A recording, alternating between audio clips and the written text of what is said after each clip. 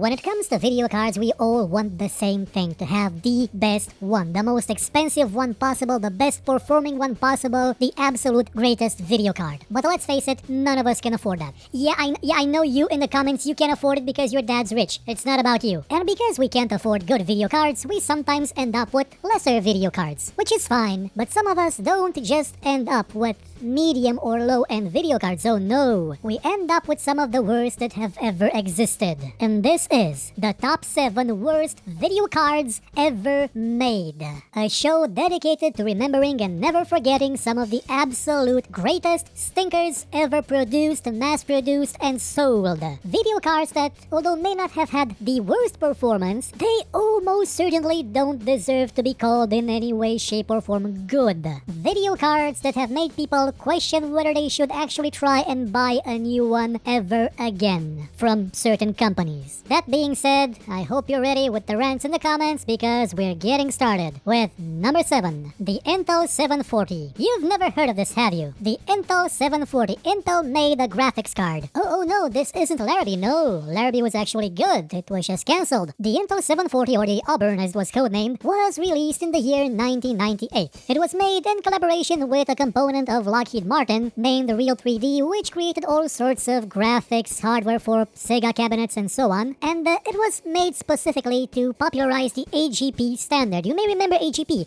It's that brown thing you have next to your PCI things if you have an older motherboard around. And when it was supposed to come out, people were just nuts about it, and by people I mean the media. This was no man's sky level of hype. They were saying that Intel would just wipe the floor with any competition, like there would be no more smaller video card developers like S3 and everyone else, Matrox and the other people. Yeah, they're not around now, but not because of Intel, because when this card came out, when it was released, when it was in the hands of the people, it was crap. Like, it did not perform as well as even the lower end last generation Nvidia hardware. This wasn't even at GeForce 1 levels. This was beaten by a TNT. The Voodoo 2 ran circles around it. It was such a bad video card that Intel pulled it from the market within a year. They did try to make some improvements in future iterations, but none of them were actually any better. It got so bad that the company which they collaborated with to make this video card, Real 3D, was shut down. Now, AGP would then become more popular, and the competitors to Nvidia and AMD would eventually vanish, but Intel had nothing to do with that. They just made a really crappy video card. Number 6, the FX 5800 Ultra. Remember the old FX line that Nvidia had before the 7000 series? Yeah, before the GTs and GTXs? Well, the 5800 was the pinnacle of that series. It was a big card, it was powerful, maybe not as good as the Radeon 9800 Pro, but still it was an okay card with one small, slightish, tiny-ish disadvantage. You see, it was about as loud as an airplane taking off. Like, this video card was so bad in that aspect that even Nvidia, the company that now can never admit that it actually makes mistakes or lies to people, they made fun of it. They made a video where they just made fun of their own hardware. That's how crappy this thing was. Hey, sure, it was outperformed by the competition back in the day when things like that could happen for Nvidia constantly, but mostly it was the goddamn noise. Now, you'd think Nvidia would have learned to stop doing things like this, but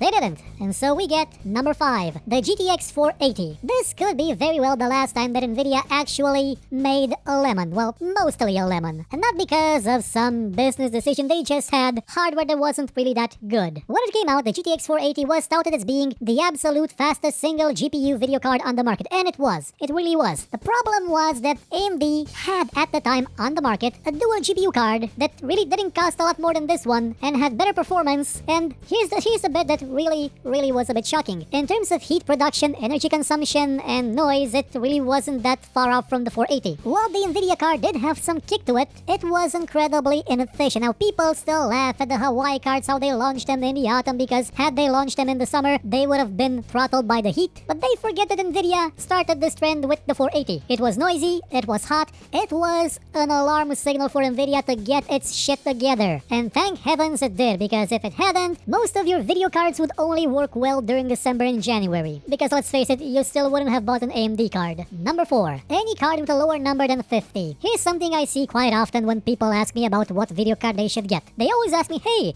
is a 610 good for games? Is this 240 able to run Crysis 3 on Ultra in 4K? And here's what I tell them constantly. Those are not video cards. Those are graphical ports attached to a potato. They they are not to be considered video cards. They are to be considered gravel. Ground up, pasted together with spit, then molded into the shape of a video card, and somehow, through magic, it's still able to render a video frame. Now granted, actual gravel would have had better performance, but you get the idea. Both Nvidia and AMD produce extremely horrible video cards when you get below the 50 line. Do you remember the 240 from Nvidia? No one knew why they released that as something other than an OEM. Like, that thing should be in some computer that probably doesn't even have a screen attached to it most of the time. While the Nvidia ones are in a similar situation, let's face it, once you get below the 750, or the 50 in general, I'm using the 750 as a reference because I have it, and I'm not inclined to recommend this one either to most people. Once you get below that, you are not in graphics card territory anymore. Like, things are so bad around here that I believe Nvidia actually just rebranded the 210 up until the 700 series, because it was such a crappy ass tire of video cards that only people that actually used it for crappy ass devices would actually use it. And yet somehow people buy it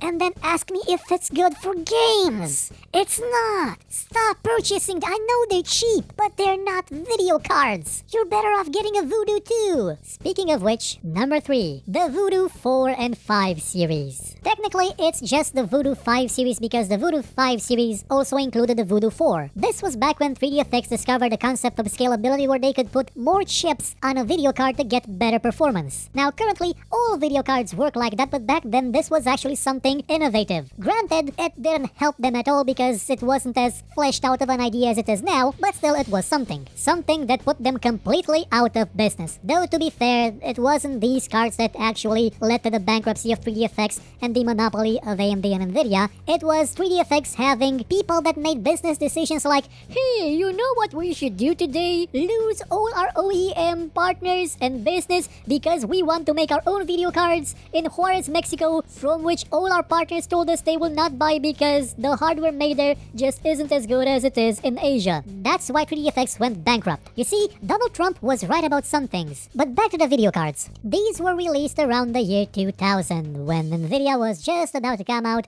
with the GeForce 2. And, well, the Voodoo 5 was not as good as the GeForce 2. Not in the least. And to make things worse, the budget version of the Voodoo 5 series called the Voodoo 4 4500 was priced higher than the budget version of the GeForce 2, the GeForce 2 MX, and the Radeon SDR, and it was murdered by both of them. Killed outright. This was AMD bulldozer level of failure. And had they not gone bankrupt, they would have tried to release a new card, the Voodoo 5 6000. Now this one actually had better performance than the GeForce 2. It nearly matched the upcoming GeForce 3. Problem was, well, 1, it was never released, and 2, you had to plug it in separately into a power outlet. Like, no, you couldn't use a Molex connector, no. You had to plug in your computer, your monitor, and then your video card. They called this thing Voodoo Volts, even though you could actually just use a Molex, but this was the company that decided that Mexico would be a better place to make hardware than Asia. These cards, along with the fact that 3DFX ran itself into the ground, were responsible for currently there being no competition for Nvidia or AMD. The company itself was then bought out by Nvidia. Number 2, the GT8600 and the HD 6850. Why these cards, you may ask? Why have I put these cards that are part of completely different generations in the same category? Quite simple. They were both pieces of absolute steaming crap for one very important reason. You see, hardware companies are a bit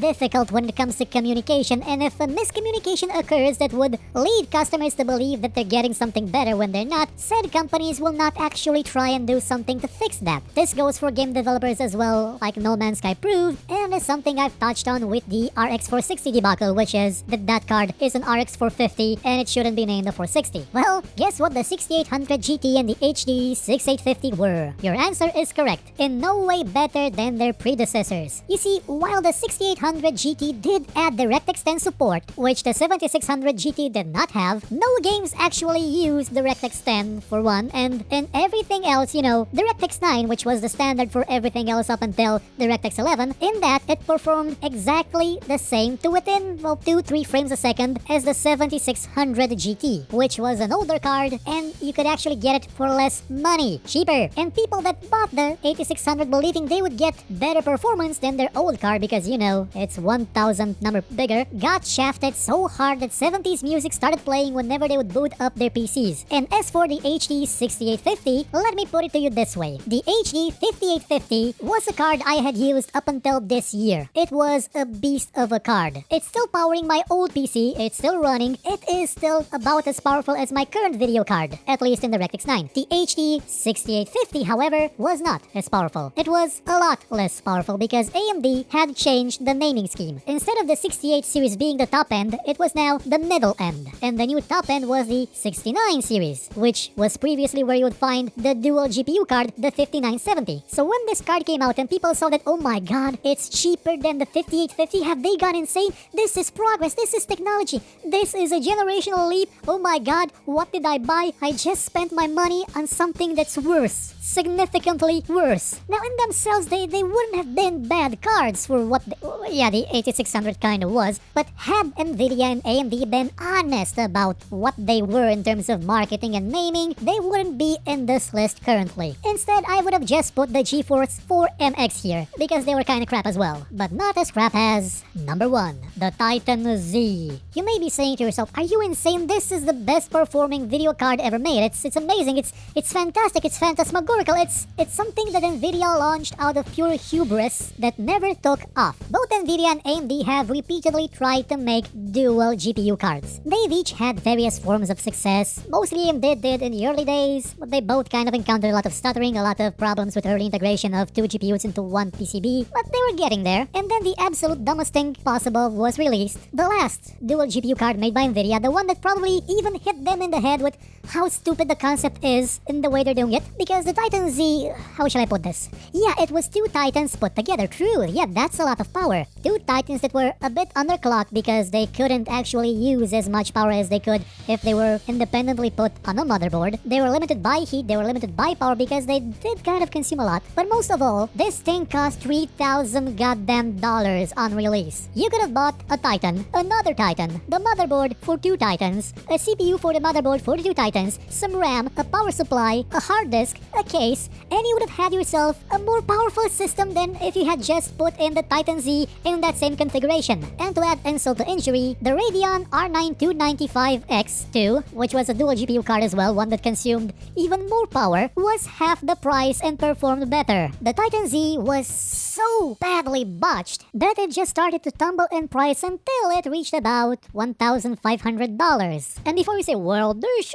isn't a video card made for games, this is a video card made for people that actually need compute power. Well, firstly, why do you kind of sound like Sean Connery? And secondly, this was marketed and is still being marketed as a gaming video card. Like, I still see it. GeForce GTX Titan Z 12GB gaming. Thankfully, after dropping this turd, Nvidia refocused on making better GPUs. And they have, because the new series is quite great. AMD continued to make one more dual GPU card, which they at least said it's not for games. And it only costs about as much as the 2 graphics cards would have cost anyway. So let it be known that whoever decides to make another $3,000 video card can expect it to go on this list as well, because I guarantee it's not worth the money. The Titan Z, oh, hell wasn't worth the money. Like, at all. Unless you're just getting it to brag to people in the comment section, because I know your dad's rich. Give me a break. Also, I would like to give a special mention to the GeForce GTX 8800 Ultra, which may have been the fastest card of its time and the most expensive one, but mine blew up.